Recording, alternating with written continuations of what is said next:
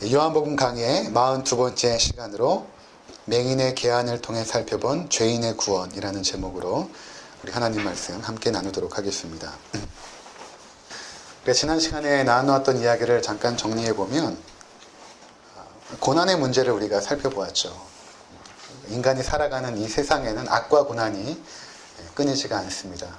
물론 그 악과 고난의 가장 원천적인 원인을 추적해 올라가면 그것은 인간의 범죄 때문이죠.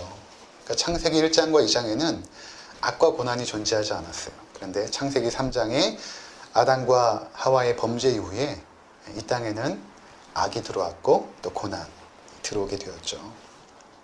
그 이후에 이제 모든 인류는 그 고난에 둘러싸여 있는 것입니다. 예수 믿는다고 고난이 사라지지 않죠. 여전히 그 가운데 우리가 있죠. 때로는 사람들이 예수 믿고 만사형통합니다 라는 그 말이 우리 가운데 좀 오해되어질 수 있습니다. 그 만사형통이라는 말은 하나님의 뜻이 이루어진다는 것이지 고난이 없는 삶, 그리고 아픔이 없는 삶, 질병이 없는 삶, 모든 것이 잘 되는 삶을 의미하는 것은 아닌 것이죠. 예수 믿어도 질병에 걸리기도 하고 뜻하지 않는 그런 고통들이 우리 가운데 다가올 때가 있죠. 그러니까 맹인에게 있는 맹인의 그 고난, 그것을 우리가 바라볼 때에 일반적으로 사람들은 무언가 원인이 있을 것이다 라고 생각을 하는 것입니다. 그것을 우리가 인과율이라고 말했죠. 무언가 그 맹인되게 했던 그 원인이 있을 것이고, 그것은 아마도 그 맹인의 죄가 아니면 그 부모의 죄 때문에 그가 그렇게 되었을 것이다 라는 그 생각인 것입니다. 마찬가지로 오늘날도 우리가 은근히 그런 생각들이 있어요. 좀 이러한 인과율이 강하고 기복주의적인 신앙이 강한 그러한 그 교회일수록 어떤 인식이 있냐면, 성도들에게 뭔가 문제가 생길 때, 질병이 걸리거나 사업에 실패하거나 또 뜻하지 않은 어떤 고난을 당할 때에 뭔가 잘못한 게 있겠지라는 그런 은근한 생각들을 성도들이 이제 하게 되는 것이죠. 또 잘 되면 뭔가 축복을 많이 받았나 보다, 하나님의 축복을 많이 받았나 보다, 이런 생각을 하게 되는 것입니다. 그렇지가 않다라는 것입니다. 우리가 인과율로 어떠한 인간의 고난의 문제를 접근하는 것도 필요하지만, 그건 넘어서 있는 하나님의 그 주권적인 그 역사, 하나님의 손 안에서 모든 것이 지금 진행되고 있다는 그 거시적인 안목이 필요한 것입니다. 그래서 우리에게는 그 두 가지 앵글이 필요해요. 하나는 인과율로 보는 시각도 필요한 것입니다. 그래야지 그 사람의 문제의 원인을 찾고 해결하려는 노력이 필요하기 때문에 그러한 노력도 필요한 것입니다. 근데 그것뿐만이 아니라 그것을 넘어서서 그 고난의 원인이 하나님의 주권 안에서 이루어지고 있다는 그 시각이 필요한 것입니다. 우리 삶에 일어나는 모든 희노애락, 그것을 하나님의 손길 안에서 이루어지고 있다는 확고한 믿음이 필요한 것입니다. 그래서 우리가 지금까지 살아오면서 겪었던 그 모든 기쁜 일, 슬픈 일, 또 잘된 일, 또 잘 안 된 일, 모든 것들이 사실은 하나님의 주권 안에 있는데, 그것이 지금 어디로 흘러가고 있냐면 하나님의 선하신 계획과 목적 가운데서 지금 진행이 되고 있다는 것입니다. 그래서 우리가 이 세상에서 겪는 고난의 원인을 다 알지 못해요. 이해하지 못합니다. 그런데 나중에 하나님의 나라에 갔을 때에 하나님께서 그때 그것 때문에 그런 아픔을 주셨구나, 하나님께서 그때 그것 때문에 나에게 어려운 상황들을 허락해 주셨구나, 하나님의 주권 안에 있는 것입니다. 근데 우리가 너무 쉽게 단순하게 생각해 버리죠. 잘 되면 축복이고 안 되면 심판이고, 그렇게 이제 쉽게 생각하는 것입니다. 그러한 생각을 예수님께서 뒤집는 것입니다. 이 사람이 맹인으로 태어난 것은 그 사람의 죄나 그 사람의 부모의 죄가 아니라 그를 통하여 하나님이 하시는 일을 나타내고자 하려 하십니다. 하나님의 주권 안에서 하나님이 하시는 일을 그를 통해서 나타내고자 하려 하십니다. 하나님의 그 선하신 계획과 목적이 바로 그 맹인에게 있음을 보여주는 것입니다. 그래서 그 하나님의 주권에 대해서 우리는 아무 말 할 수가 없는 거예요. 하나님 왜 나를 남자로 태어나게 했나요? 또는 하나님 나를 왜 여자로 태어나게 했나요? 나를 왜 대한민국 땅에 태어나게 했나요? 우리가 항의할 수 없죠. 하나님 왜 나를 꽃으로 만드셨나요? 왜 하나님 나를 들의 잡초로 만드셨나요? 항의할 수 없는 것입니다. 그러나 하나님께서 그냥 그렇게 하신 거예요. 그러면 하나님이 하신 일은 선한 것이고 그 자리에 있을 때에 그것이 하나님께 영광이 되어진다라는 것입니다. 우리가 이제 지난 시간에 이렇게 이제 우리가 살펴보았고, 오늘은 이 말씀이 우리 가운데 선포되어졌던 그 아주 근본적인 그 의미를 우리가 살펴보고자 하는 것입니다. 그것은 무엇인가 하면, 이 태어날 때부터 맹인이 눈을 떴다라는 것은 예수님께서 맹인의 눈을 뜨게 하는 능력이 있다거나, 또는 맹인이 순종함으로 실로암 못에 가서 씻는 그 순종을 통해서 하나님의 역사를 체험했다라는 그러한 말을 하고 싶어 하는 것은 아닙니다. 그것이 아니라 요한복음에서는 7가지의 아주 선별된 이적이 등장하죠. 표적이라고 말하죠. 이 표적의 의미는 영어로는 사인인데, 단순히 어떤 기적을 의미하는 것이 아니라 이 사인을 통해서 뭔가 하나님 나라의 진리를 말해주고 있는 것입니다. 이게 6번째 표적이거든요. 첫 표적은 가나안의 혼인잔치에서 물을 포도주로 바꾸는 그 표적으로 시작하여서 6번째 표적입니다. 7번째 표적은 나사로가 부활하는 그 표적으로 이제 마무리가 되어지는데, 이 요한복음은 굉장히 세밀하게 구성되어 있죠. 7가지의 표적과 7가지의 에고의 의미, 나는 누구다라는 예수님의 그 자기 주장, 또 때라는 것, 내 때가 아직 이르지 아니하였다라는 예수님의 그 십자가의 죽음의 때, 그것도 7번 등장하고, 이렇게 아주 완벽한 구성을 통하여서 하나님 나라의 메시지를 선포하는데, 이 표적, 사인은 이제 간판이라는 뜻이에요. 간판이 그 자체로 의미 있는 것이 아니라 그 간판이 무언가를 말해주고 있죠. 어떤 것을. 마찬가지로 이 6번째 표적인 맹인의 눈을 뜨는 것은 하나님 나라의 그 어떠한 그 진리, 그것은 바로 구원을 의미하는 것인데, 그 구원이 우리 가운데 어떻게 이루어지는가를 보여주는 사건인 것입니다. 그래서 우리가 차근차근 이 부분을 살펴보면서 우리의 구원이 어떻게 일어나고 있고, 어떻게 일어났으며 앞으로 어떻게 되어질 것인가에 대한 부분을 살펴보도록 하겠습니다. 첫 번째로, 모든 인간은 날 때부터 맹인이라는 것입니다. 모든 인간은. 이것이 첫 번째 영적 의미입니다. 즉, 우리는 태어날 때부터 죄인으로 태어납니다. 이 죄라는 것은 전에 또 말씀드린 바가 있지만, 이 죄의 가장 그 중심에는 뭐가 있냐면, 내가 하나님이 되고자 하는 그 자기 중심성입니다. 하나님이 우주의 중심이죠. 그런데 인간은 태어날 때부터 어떻게 생각하냐면, 내가 우주의 중심이라고 생각을 해요. 저희 14개월 된 아기만 봐도 그래요. 자기가 주인이고 자기가 왕이에요. 그리고 모든 것은 자기 중심으로 돌아가야 된다라고 생각을 합니다. 어제 하임이 돌에 잠깐 갔다 왔는데, 자기가 거기서 왕자가 안 되니까 막 짜증내고 막 우는 거예요. 늘 사람들이 나를 안아주고 챙겨주고 예뻐해줘야 되는데, 하임이가 주인공이니까 애가 막 짜증이 난 거예요. 그러니까 그게 무엇인가 하면 자기 중심적인 그 죄, 그것이 태어날 때부터 이미 우리가 가지고 나오는 것입니다. 그래서 누군가 자기를 싫어하거나 자기를 미워하면 다 거절하죠. 나쁜 사람 취급을 하고, 다 나를 사랑해줘야 되고, 나를 인정해줘야 되고, 그렇지 않은 모든 것들은 악하고 나쁜 것이라고 스스로 선악을 분별하는 그러한 죄의 중심성이 우리 가운데 있다는 것입니다. 자, 그래서 그렇게 죄악으로 태어난 우리들은 하나님을 보지도 못할 뿐만 아니라, 하나님을 보지 못하니까 세상을 보지 못하고 우리 자신을 바르게 보지 못합니다. 눈이 있죠. 눈이 있어서 보긴 보지만 그 실체를 명확하게 보지 못해요. 자연 만물이 담고 있는 하나님의 영광을 보지도 못하고, 우리 자신의 죄악됨과 연약함도 보지 못해요. 상대방 안에 있는 하나님의 형상을 보지 못합니다. 그래서 예수님께서 뭐라고 말씀하시냐면, 너희들은 어디서부터 와서 어디로 가는지 알지 못하는 존재들이다. 모르는 거예요, 우리는.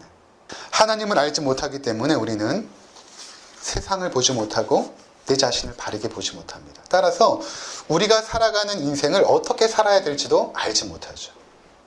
우리는 이 세상이 그냥 전부인 것 같아요. 내가 보여지는 그것이 전부인 것 같아요. 내가 경험한 것이 전부라고 생각합니다. 맹인들이 코끼리를 만지면서 이렇게 말합니다. 다리를 만지던 맹인이, 코끼리는 큰 원통과 같은 존재야. 한 맹인이 꼬리를 만지면서 말하죠. 코끼리는 긴 밧줄과 같아. 상아를 만진 맹인은 코끼리는 무처럼 생겼다라고 말을 합니다. 그러니까 우리가 세상을 이해하고 나를 이해하는 방식이 이와 같습니다. 진리를 온전히 알지 못하는 것이죠. 그렇기 때문에 우리는 맹인이라는 것입니다. 두 번째로는 우리의 구원은 예수 그리스도의 찾아오심으로 시작된다는 것입니다. 굉장히 이제 중요한 진리입니다. 기독교의 아주 핵심적인 진리예요. 구원이 하나님의 찾아오심으로 시작된다는 이 진리입니다. 맹인이 자신의 힘과 의지와 노력으로 눈을 뜨게 할 수 없습니다. 그러니까 우리는 나의 의지와 노력을 통해서 구원을 획득할 수가 없어요. 근데 세상에 있는 그 모든 종교들은 자신의 의지와 노력, 인간이 할 수 있는 그 모든 수행을 잘 하면 나에게 구원이 온다라고 생각을 해요. 불교에서는 불교는 어떤 그 대상을 믿는 것이 아니죠. 자기가 신이 되어지는, 해탈하여서 신이 되어지는 경지에 오르는 것을 구원이라고 말하죠. 그들도 악과 고난으로부터 해탈하는 것을 구원이라고 말합니다. 그래서 그 구원을 얻기 위해서 어떻게 하냐면 수행을 하죠. 노력을 합니다.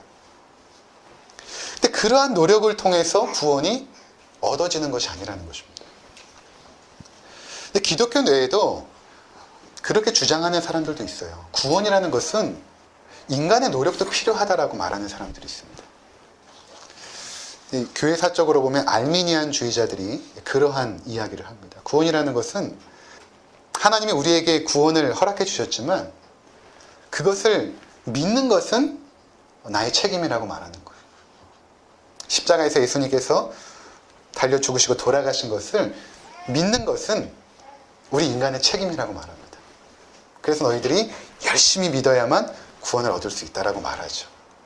근데 그렇지 않아요. 우리가 살펴보게 되겠지만 그 믿음을 주시는 것도 하나님이세요. 우리 안에서 믿음을 발휘할 수가 없어요.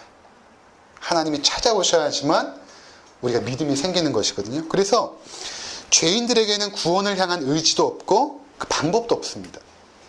구원은 하나님의 일방적인 찾아오심으로 시작이 돼요. 이것은 굉장히 일방적이에요. 오늘 본문에 보면 맹인은 예수님께 나오지도 않았고 눈을 뜨게 해달라고 요청하지도 않습니다. 예수님께서 일방적으로 그에게 찾아가셔서 눈을 열어주신 거예요. 그래서 굉장히 놀라운 일 아닙니까? 여러분 생각해 보십시오. 내가 어떻게 구원을 얻게 되었습니까? 내가 먼저 하나님을 찾았나요? 나의 힘으로 도무지 어쩔 수 없는 삶의 문제 앞에서 하나님께로 나오기도 하죠. 또 태어나 보니까 우리 부모님이 아주 신실한 믿음의 부모님이세요. 그래서 교회에 자연스럽게 가게 되었어요. 교회 가다 보니까 복음을 듣고 믿음을 갖게 되었어요. 또는 어릴 적 성탄절 행사에 선물을 받고 싶어 교회에 나온 분들도 있습니다. 그러다가 예수님을 영접한 사람도 있고 우연히 친구의 권유로 교회 갔다가 예수님을 영접한 사람도 있을 것입니다. 그래서 언뜻 보면 내 자발적인 선택과 의지로 예수님을 만난 것 같아요. 그러나 여러분, 그것은 하나님께서 그렇게 부르신 거예요. 그런 과정으로. 하나님께서 부르시지 않으면 그 누구도 하나님 앞에 나갈 수가 없습니다. 요한복음 6장 44절에는 예수님께서 나를 보내신 아버지께서 이끌지 아니하시면 아무도 내게 올 수 없으니 오는 그를 내가 마지막 날에 다시 살리리라. 하나님께서 우리를 불러주시고 이끌어주시지 않으면 우리는 믿음을 가질 수가 없는 것입니다. 이게 이제 우리 개혁주의 장로교의 아주 중요한 그 교리 중에 하나예요. 무조건적인 선택. 아무 조건이 없었어요, 우리에게는. 하나님께서 일방적으로 그냥 찾아오신 거예요. 그리고 우리의 눈을 열어버리신 것입니다. 우리 요청하지도 않았어요. 그분께 나아가지도 않았어요. 세상에 수많은 사람들이 있는데 특별히 나를 선택하신 것입니다. 내가 원해서 된 것이 아니고 일방적인 하나님의 선택인 것입니다. 그러면 이런 질문이 들죠. 왜 나를 선택하셨습니까, 하나님? 저 사람 보면 나보다 훨씬 착하고 신실하고 좋은 일도 많이 했는데 착하게 살려고 노력하는 사람인데 왜 저 사람이 아니라 왜 나를 선택하셨죠? 내가 다른 사람보다 착한 일을 많이 했거나 신실해서 하나님이 선택하신 것이 아닙니다. 내가 어떠한 조건을 갖추고 있지 않아요. 우리가 오해하지 말아야 될 것은 내가 하나님의 은혜와 호의를 받을 어떠한 조건들이 많아져야만 하나님께서 나를 사랑해 주시고 선택해 주시고 축복해 주시는 것이 아니라는 것입니다. 우리가 하나님의 은혜를 받는 것이 우리 편에서 어떠한 조건이 충족되어졌기 때문이 아니에요. 내가 하나님의 일방적인 선택을 받은 이유는 하나님이 나를 아무 조건 없이 그냥 사랑하신 것입니다. 그래서 잘 이해하셔야 돼요. 성경은 그렇게 말하고 있습니다. 성경은 왜 하나님께서 세상에 수많은 민족과 족속이 있는데 왜 이스라엘 백성을 선택하셨는지를 이렇게 말씀하세요. 신명기 7장 7절에서 8절을 제가 읽어드리겠습니다. 여호와께서 너희를 기뻐하시고 너희를 택하심은 너희가 다른 민족보다 수요가 많기 때문이 아니니라. 너희는 오히려 모든 민족 중에 가장 적으니라. 여호와께서 다만 너희를 사랑하심으로 말미암아. 그렇게 말씀하십니다. 이스라엘 백성이 하나님의 선택을 받은 것은 하나님이 무조건적으로 그들을 사랑하신 것입니다. 어떠한 조건이 충족돼서가 아니라는 것입니다. 에베소서 1장 3절에서 6절에 보면 찬송하리로다 하나님 곧 우리 주 예수 그리스도의 아버지께서 그리스도 안에서 하늘에 속한 모든 신령한 복을 우리에게 주시되 곧 창세전에 그리스도 안에서 우리를 택하사 우리로 사랑 안에서 그 앞에 거룩하고 흠이 없게 하시려고 그 기쁘신 뜻대로 우리를 예정하사 예수 그리스도로 말미암아 자기의 아들들이 되게 하셨으니 이렇게 말씀하십니다. 그러니까 이미 창세전에 이 모든 우주 만물이 창조되기 전에 하나님께서는 그의 마음 가운데 그 크신 사랑으로 우리를 선택할 것을 이미 작정하셨다는 것입니다. 작가가 소설 작품을 쓰기 전에 거기 있는 등장인물들의 그 모든 삶을 이미 정해버리지 않습니까? 이미 소설을 쓰기 전에 작가의 마음속에는 등장인물의 삶은 이미 다 작정이 되어져 있는 거예요. 소설이 진행될 때 그 인생이 펼쳐지죠. 마찬가지입니다. 이미 우리는 하나님의 그 크신 사랑 안에서 선택받기로 작정이 되어졌어요. 예정이 되어진 것입니다. 그 이유는 바로 나를 사랑하신 거예요. 달리 표현할 길이 없습니다. 나를 사랑하신 거예요. 나에게 어떤 이유를 발견할 수가 없어요. 저 사람보다 내가 훨씬 착하고 괜찮은데 나를 사랑하신 것이 아닌 것입니다.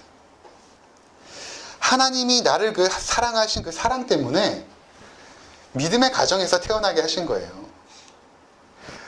우리 부모님이 믿음이 없었다면 나는 믿지 않았을 것이다. 그게 아니에요.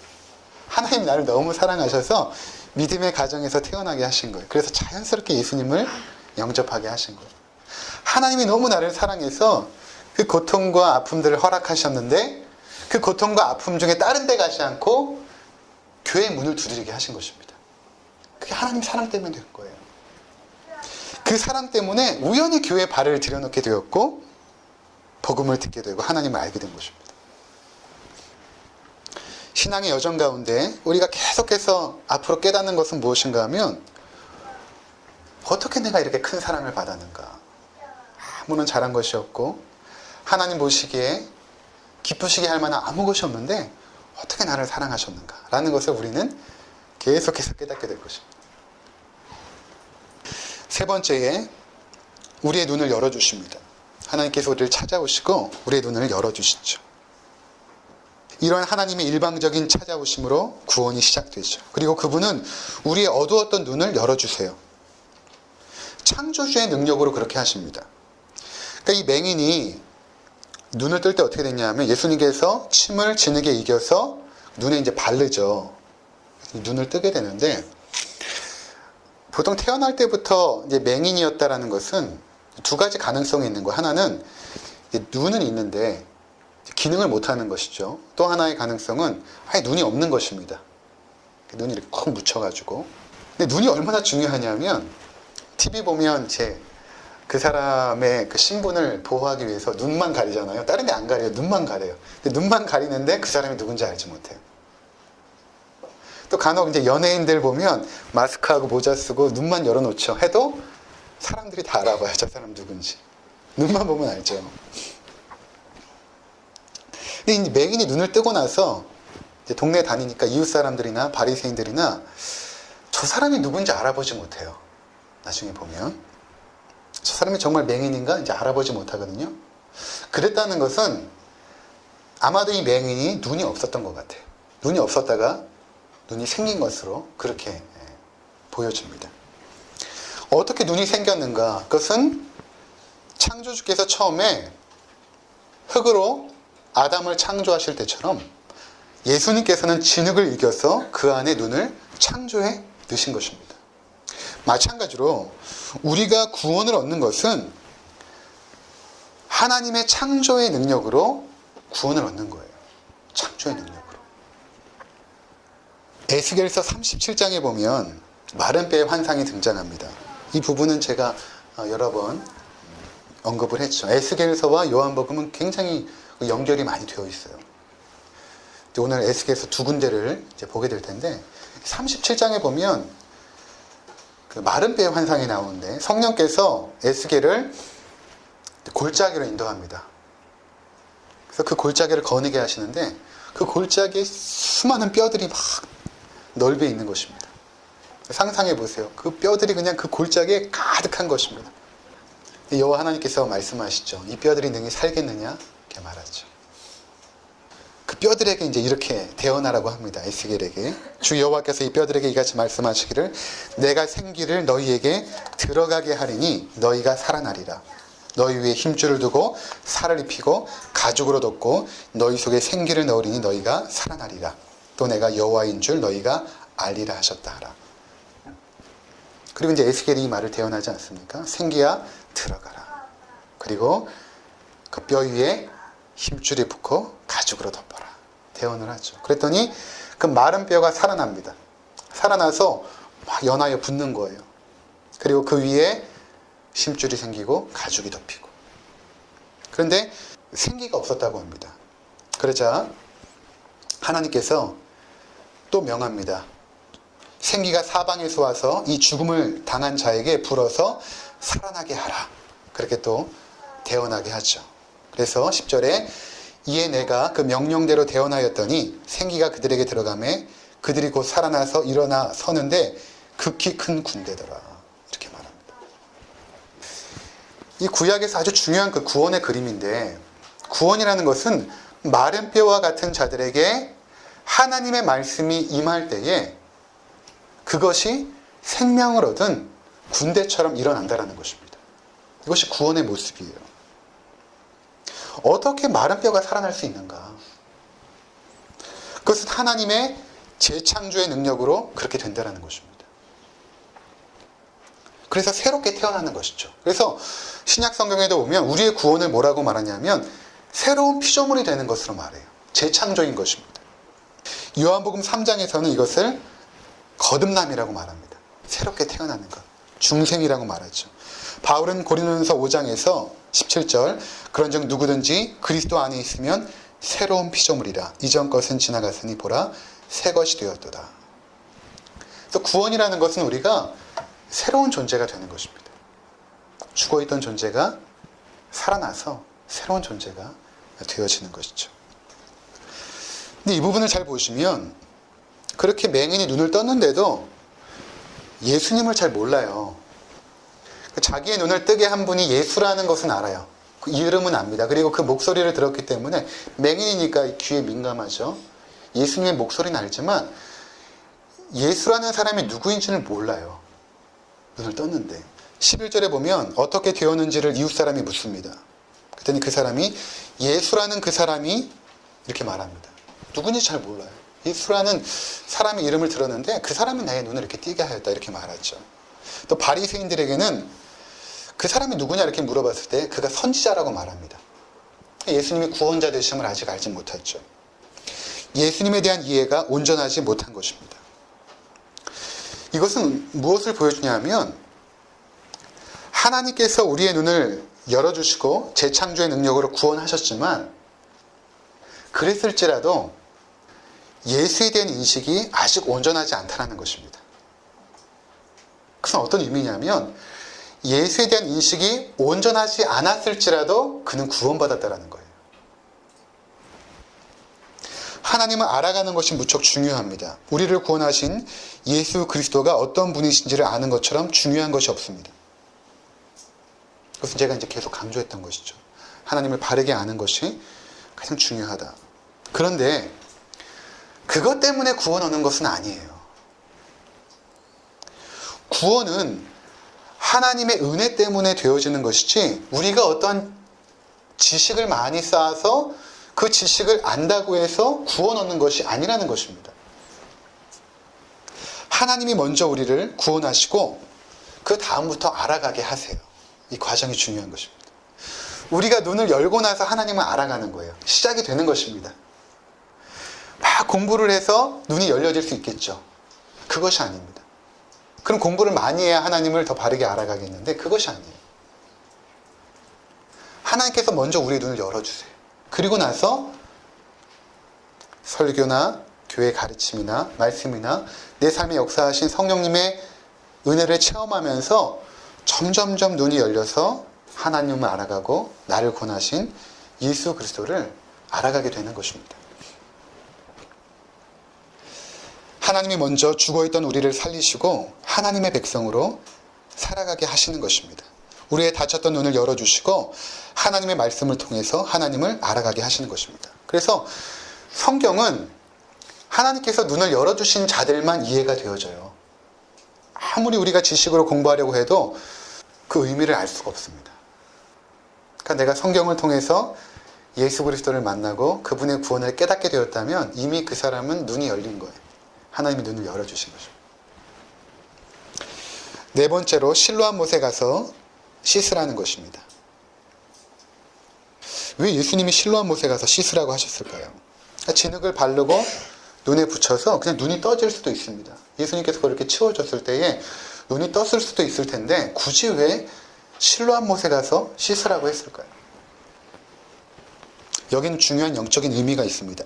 7절을 한번 보시기 바랍니다. 7절을 보시면 우리 다 같이 읽겠습니다. 시작.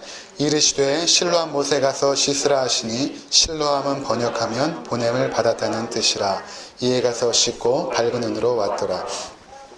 실로암의 그 단어가 의미하는 것이 무엇인지를 가로를 통해서 굳이 지금 소개하고 있는 것입니다.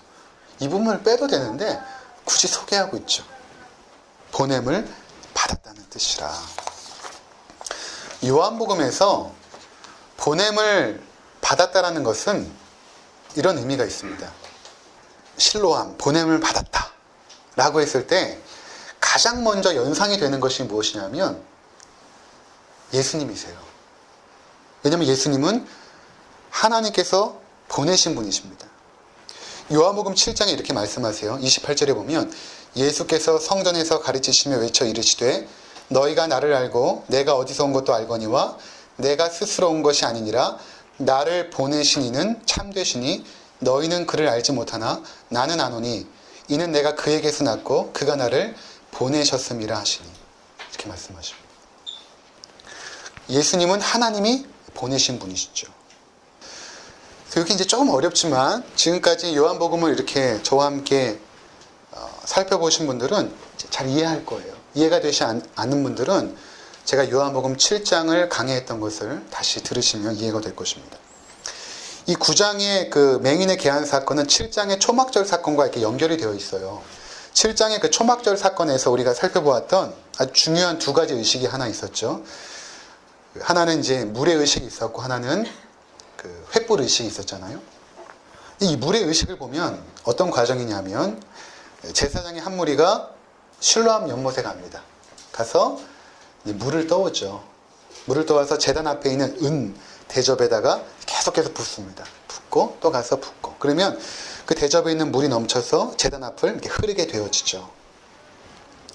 근데 왜 초막절에 이러한 의식을 이스라엘 백성들이 했을까? 그것은 구약의 말씀이 배경이 있습니다. 가장 중요한 두 가지 말씀이 배경이 되는데 첫 번째로는 에스겔서에 보면 이러한 그 장면이 있죠. 에스겔이 환상을 보는데 성령께서 성전으로 이제 데리고 갑니다. 성전에 가는데 어느 쪽에서 이제 물이 계속 흘러나오는 거예요. 또 그 물이 어디서부터 흘러나오는가를 이제 추적해 갑니다. 이 물이 도대체 어디서부터 흘러나올까를 쭉 갔더니 결국에는 성소에서부터 물이 흘러나오고 있는 거예요. 그랬더니 이제 물이 흘러가는 방향에 따라서 천척을 측량하고 또 천척을 측량하고 또 천척을 측량하고 천척을 측량하죠. 그리고 천척을 측량할 때마다 물이 처음에는 발목까지 오르고 그 다음에 허리까지 오르고 그 다음에는 헤엄치지 못할 그런 강수가 되어지죠. 4번 천척을 측량합니다. 그리고 그 물이 흘러가서 나중에는 모든 죽어있는 생물들을 살려내는 놀라운 역사가 일어나죠. 그것을 이제 에스겔이 환상으로 봅니다. 성소에서 흘러나온 물이 흘러나가 모든 죽어있는 생명을 살려내는 그 환상을 에스겔이 보지 않습니까? 이 천척을 4번 측량했다는 것은 정사각형이에요. 성소 안에서 정사각형은 지성소입니다. 성소는 정사각형이 아닌데 지성소는 정사각형이에요. 정사각형, 곧 지성소라는 것은 무엇인가 하면 하나님의 임재가 머무는 굉장히 중요한 곳이죠. 그리고 그것이 나중에 요한계시록에 보면 예수 그리스도를 상징합니다. 요한계시록 나중에 20장에 가면 요한이 이제 환상을 보는데 예루살렘이 내려왔는데 그 안에 성전이 없는 거예요. 왜 성전이 없을까? 하나님께서 말씀하시죠. 바로 어린 양 예수 그리스도가 곧 성전이십니다. 그래서 그곳에는 빛이 필요가 없는 거예요. 이러한 에스겔서의 그 말씀이 중요하게 요한복음부터 시작하여서 요한계시록까지 이제 흘러갑니다. 예수님께서 실로암 못에 가서 씻으라는 것은 무슨 의미냐면 예수 그리스도가 실로암이라는 것입니다. 하나님께서 보내신 그분. 이제 또 한 가지는 구약에 어떤 배경의 말씀이 있나 하면 광야에 있는 이스라엘 백성들이 물이 없어 죽어갈 때에 하나님께서 모세에게 지팡이로 반석을 칠하여서 반석에서 물이 나와서 이스라엘 백성들이 먹어 생명을 얻게 되죠. 이러한 중요한 그 물의 상징성이 신약 성경에 계속 흘러가고 있어요. 그래서 이 맹인이 눈을 뜨게 되는 가장 중요한 그 사건은 무엇인가 하면 실로암 못에 가서 씻어야 된다는 것입니다. 즉 예수 그리스도의 십자가의 죽음을 통한 그 구원 사건을 통해서만이 우리가 생명을 얻게 된다는 것을 상징적으로 보여주는 것입니다. 왜냐하면 요한이 무엇을 받는가 하면 십자가에 달리신 예수께서 창에 찔려서 죽을 때에 다른 사도들은 그것을 언급하지 않았는데 요한 사도가 이렇게 언급해요. 요한복음 19장 34절에 보면 그중 한 군인이 창으로 옆구리를 찌르니 곧 피와 물이 나오더라 이렇게 말씀하고 있거든요. 피가 나오더라 라고 말하지 않고 물이 나오더라 이렇게 말씀합니다.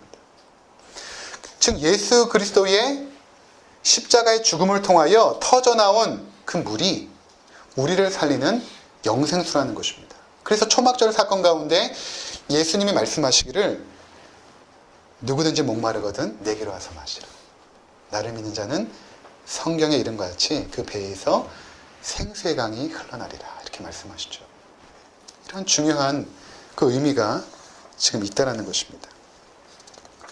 일찍이 이사야 선지자가 우리의 구원의 모습을 이렇게 말하고 있습니다. 이사야 12장 2절과 3절에 보면 보라 하나님은 나의 구원이시라 내가 신뢰하고 두려움이 없으리니 주 여호와는 나의 힘이시며 나의 노래시며 나의 구원이심이라. 그러므로 너희가 기쁨으로 구원의 우물들에서 물을 기르리로다 이렇게 말씀하십니다. 그러니까 우리가 구원을 얻는 것이 맹인되었던 자가 실로암 연못, 즉 예수 그리스도에 가서 그 십자가의 보혈과 그 흘리신 물을 통하여 우리의 죄가 깨끗하게 씻음 받을 때에 우리의 죄가 사해지고 구원 얻는 하나님의 백성이 된다는 것을 예수님께서 지금 이 사건을 통해서 보여주고 계신 것입니다. 마지막으로 결국 이제 눈을 뜨게 되죠. 그러니까 구원이라는 것은 눈을 뜨는 것과 같습니다. 눈을 떠보니까 세상도 보이고 나도 보여요. 진리가 보이기 시작합니다. 그래서 항상 하나님의 부르심이 회개에 앞섭니다. 무슨 말인가 하면 우리가 눈을 뜨고 나서 회개하는 거예요. 눈을 뜨니까 내 죄가 보여요. 그 전까지는 안 보여요. 하나님이 우리에게 찾아오시고 우리를 부르시고 눈을 뜨게 하니까 나의 그 존재의 무가참과 그 더러움과 연약함들이 보이기 시작할 것입니다. 그리고 세상이 얼마나 허무하고 허망한가가 보이기 시작해요. 하나님이 우리에게 눈을 뜨이게 하시니까. 그래서 회개를 하는 거예요. 그러니까 회개한 자는 하나님이 부르신 자들이죠. 하나님께서는 부르신 자들을 나중에는 영화롭게 하신다라고 말씀하십니다. 그러니까 이미 우리를 불러주셨을 때에 하나님의 시각에서는, 하나님의 시간에서는 이미 영광의 나라에 입성해 있는 거예요. 하나님의 시각에서는. 우리는 지금 이 현실 세계 속에서 막 싸워나가지만 하나님께서는 우리를 보실 때 이미 하늘 보좌에 앉아 있어요. 그 두 가지 시각이 성경에 같이 존재하죠. 이미 너희가 구원받았지만 또 구원을 이루어가야 된다. 이렇게 말씀하지 않습니까? 마른 뼈는 회개할 수 없습니다. 생명이 들어와야만 회개할 수 있죠. 눈을 떠보니까 내가 살아온 인생이 허무하고 헛되었음을 깨닫게 된 것입니다. 하나님이 우리를 일방적으로 부르시고 찾아오시고 우리에게 생명을 주셨습니다. 그러자 우리의 인생이 얼마나 허무하고 무의미한지를 깨닫게 되었습니다. 뿐만 아니라 내 자신이 하나님 앞에서 얼마나 큰 죄인인가를 보게 되었습니다. 내 자신의 비참함과 초라함을 보게 된 것입니다. 그런 가운데 이 세상에 아무런 소망이 없음도 알게 되었습니다. 그래서 욥이 이런 그 고백을 해요. 마지막에. 그러니까 그 고난을 다 이제 고난을 다 당하고 나서 마지막에 뭐라고 말하냐면 욥기 42장 5절에 보면 내가 죽게 대하여 귀로 듣기만 하였사오나. 굉장히 신실했던 욥이었는데 그동안 내가 하나님을 알았던 것은 그냥 귀로만 듣는 거였습니다. 그런데 이렇게 말하죠. 이제는 눈으로 주를 배움나이다. 이렇게 말합니다. 주님은 우리가 볼 수는 없어요. 하나님은 볼 수 있는 분은 아니십니다. 누가 하나님을 봤다라고 하는 것은 거짓말이에요. 하나님은 볼 수 없어요. 근데 어떻게 하나님을 보았다고 하는가? 그것은 어떤 의미냐면 하나님의 살아계심이 너무나 실제적이고 체험적으로 우리 가운데 다가왔기 때문에 그것을 내가 믿는다고 할 때 봤다라고 하는 것입니다. 우리에게는 본다라는 그 단어가 여러 가지 있습니다. 한자로 풀어보면 볼시가 있고 또 볼견이 있고 마지막에는 관이 있지 않습니까? 볼관이 있죠. 근데 성경적으로 본다라는 것은 시나 견이 아니라 관에 가깝습니다. 가치관, 세계관 이런 것입니다. 우리가 믿음을 갖게 되면 관이 바뀌어요. 그래서 보게 됩니다. 우리의 가치관이 바뀌어서 이 세상이 헛되다라는 것을 깨닫게 되고 하나님 나라가 가장 소중하고 그 가운데 예수 그리스도가 가장 가치 있는 분임을 보게 되죠. 믿게 되어집니다. 관이 바뀌는 것이죠. 이 세계가 전부인 줄 알았는데 그것이 아니라 저 영원한 천국이 있다라는 그 세계관이 바뀌게 되는 것이죠. 우리가 눈을 떠서 이 세상이 하나님이 창조하신 것임을 봅니다. 우리는 이 자연 만물을 보면서 야, 이 세상이 얼마나 이렇게 아름답게 진화가 되었는가 이렇게 보지 않죠. 궁창이 하나님의 영광을 선포하고 하늘이 그 하나님이 하시는 일을 나타내는도다. 자연 만물 속에 거하고 있는 우리 하나님의 영광을 이제 보게 된 거예요. 그렇지 않습니까? 여러분들이 자연 만물 속에서 하나님을 찬양하잖아요. 하나님을 보는 것입니다. 이제는 우리가 눈을 떠서 내 자신이 얼마나 귀한 존재인지를 이제 보게 돼요. 나를 사랑하사 나를 아끼지 아니하시고 독생자를 주신 그 하나님의 사랑이 얼마나 귀한가. 그 나를 얼마나 사랑하시는 그 하나님의 사랑. 그것을 이제는 보게 되니까 내 존재의 가치를 보게 되는 것이죠. 우리 눈을 떠서 내게 주어진 삶이 얼마나 소중한지를 깨닫습니다. 사랑하는 가족들, 성도들, 이웃들 그들이 얼마나 귀한 존재인지를 보게 되는 것입니다. 이제 우리는 눈을 떴습니다. 그래서 이제는 영원한 세계를 바라보게 되었습니다. 그 진리를 이제는 우리는 보게 된 것입니다. 이 세상에 사는 날 동안 열린 우리의 눈을 통하여서 열려진 눈을 통하여서 그 하나님 나라의 진리를 더 많이 보시고 주님을 더 많이 경험하시고 체험하시는 우리 모두가 되시기를